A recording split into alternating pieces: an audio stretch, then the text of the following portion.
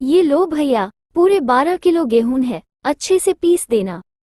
ठीक है, शाम को आकर ले जाना। अच्छा, कितना पैसा बताए तुमने? 12 किलो गेहूं के 120 रुपये होंगे। हे राम, इतना महंगा। क्या भाभी, 1 किलो गेहूं के बस मैं 10 रुपये ले रहा हूँ। अच्छा अच्छा, चलो ठीक है, लेकिन मुझे शाम तक ही चाहिए। हाँ, मेरे घर कुछ मेहमान आ रहे हैं। ठीक है भाभी, आप फिक्र ना करो, हो जाएगा। ढोलकपुर गांव में सुरेश नाम का एक गरीब व्यक्ति रहता था। वह दिन भर हाथ से चक्की चलाकर आटा पिसता था, तब जाकर उसके घर का चूल्हा जलता। घर में उसकी पत्नी उमा भी थी। उसकी पत्नी उमा हमेशा उसकी गरीबी के ताने दिया करती थी। बस सारी जिंदगी चक्की ही चलाते रहना, और कुछ काम तो तुम्हें आता ही नहीं। अरे, जब पति काम से थका हारा घर लौटता है तो उसकी बीवी को उसको चाय पानी के लिए पूछना चाहिए। आगे बढ़े, जैसे कि कोई अंबानी हो न, जो नोटों की गड्डी मुझे लाकर दे रहे हो। 3 दिन से चावल खाने का मन है मेरा, लेकिन पति आटा की चक्की चलाने वाला क्या मिला, मानो चावल से तो रिश्ता ही छूट गया मेरा। सुरेश के घर ये रोज का काम था। उसकी पत्नी हमेशा पैसों के लिए उसे ताने देती। एक दिन सुरेश बड़ी मेहनत से आटा पिस रहा होता है कि तभी एक तेज आंधी आता है और सभी आटा उड़ाकर ले जाता है। ए आंधी, रुक रुक जरा, तुझे तो मैं बताता हूँ। सुरेश उस आंधी के पीछे दौड़ने लगा। कुछ देर बाद वह आंधी पेड़ में बदल गया। ए पेड़, मुझे मेरा आटा लौटा दे। मैं अपने ग्राहकों को क्या जवाब दूंगा? मुझ गरीब को क्यों परेशान कर रही है? तभी वह पेड़ बोलने लगता है, लेकिन आटा तो सारा उड़ गया। मुझे कुछ नहीं पता, लेकिन तू मुझे मेरा आटा लौटा दे। वो आटा तो अब मैं तुझे नहीं लौटा सकती, लेकिन मेरे पास तुम्हें देने के लिए कुछ है। तभी वह पेड़ जादू से एक टिफिन निकालता है। अरे, ये क्या है? ये एक जादुई टिफिन है। इसमें से जो तुम मांगोगे वो तुम्हें मिल जाएगा। ये तुम्हारी सारी मांगे पूरी करेगा, लेकिन इसके लिए तुम्हें ये मंत्र बोलना पड़ेगा। ए मेरी जादुई टिफिन, कर दे मेरी मुराद पूरी, जो मांगू मिल जाए मुझको, रहे ना कोई ख्वाहिश अधूरी। जल्दी से भर दे तू इस टिफिन को आटे से। सचमुच बड़े कमाल का है ये तो। सुरेश खुशी खुशी उस टिफिन को लेकर घर पहुंचता है। घर में उसकी पड़ोसन और उमा की सहेली बिंदु आई हुई थी। बिंदु की नजर उस टिफिन पर जाती है। इस कगले के पास ये टिफिन कहाँ से आया? बिंदु को देखकर सुरेश ने वो टिफिन छुपा लिया और बिंदु को उस पर शक हुआ और वो बहाना बनाकर वहां से जाने लगी। अच्छा, अब मैं चलती हूँ, बहुत देर हो गई है, मेरे वो भी आ गए होंगे।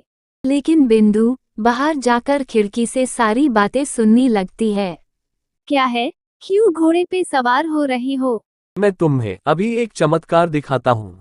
ए मेरी जादुई टिफिन, कर दे मेरी मुराद पूरी, जो मैं मांगू हो जाए पूरी, रहे ना कोई ख्वाहिश अधूरी।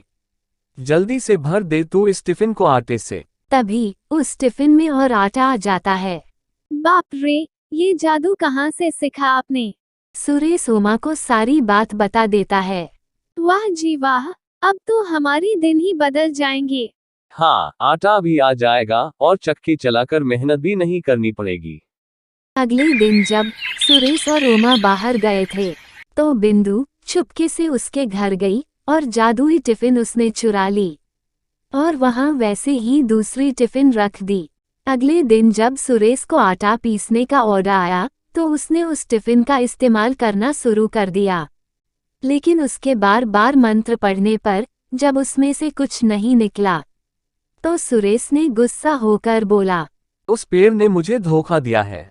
उसने केवल एक ही दिन का जादू मुझे दिया था। वो गुस्से में उस पेड़ के पास पहुंचता है। ए पेड़, तुमने मुझे धोखा दिया है। लेकिन मैंने तो तुम्हें कोई धोखा नहीं दिया है। ये रखो अपना टिफिन जो तुमने दिया था। लेकिन ये वो टिफिन तो है ही नहीं जो मैंने तुम्हें दिया था।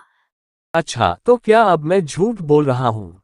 तभी वह पेड़ एक बड़ा सा डंडा देता है। इसको तुम ले जाकर अपने घर में रख देना। जब वो चोर मिल जाए तो इससे कहना, ए मेरी जादुई डंडे, दिखा दे तू अपना कमाल, जो भी आए तुझे चुराने, उसका तू कर दे धमाल। सुरेश एक बार फिर उस जादुई डंडे को लेकर घर आया और आते हुए बिंदु ने उसे देख लिया। जरूर इस डंडे में भी कोई जादू छिपा होगा। अब मैं इसे भी चुरा लेती हूँ। अगले दिन सुरेश और उमा ने घर से बाहर जाने का नाटक किया। जैसे ही दोनों जाते हैं, तभी बिंदु चुपके से घर में घुसकर डंडे को चुराने लगती है। तभी सुरेश और उमा वहां आ गए और सुरेश मंत्र पढ़ना शुरू कर दिया। ऐ मेरी जादुई डंडे, दिखा दे तू अपना कमाल, जो भी आए तुझे चुराने, कर दे तू उसका धमाल। तभी वो डंडा बिंदु को पीटने लगता है। छोड़ दो मुझे, छोड़ दो, कोई बचाओ। सहेली होकर अपने ही सहेली के घर चोरी करती है। जल्दी से हमें हमारी जादुई टिफिन दे दो, वरना तुम इस डंडे की पिटाई से यहीं मर जाओगी। हाँ अभी लाती हूँ। जब तक बिंदु ने सुरेश की अमानत नहीं लौटाई, तब तक उस डंडे ने बिंदु की पिटाई जारी रखी। बिंदु अपने घर से लाकर वो टिफिन सुरेश को दे दिया। अब रुक जाओ जादुई डंडे, आज के बाद हमारी कोई चीज चुराई ना तो देखना। हाय, इतनी मार खाने के बाद तुम्हारी क्या किसी की भी चीज नहीं चुराऊंगी। इतना कहकर बिंदु वहां से चली गई। अब उस जादुई टिफिन की मदद से सुरेश आटा निकालकर बेचता था। आज के बाद उसे चक्की चलाने की जरूरत नहीं पड़ी।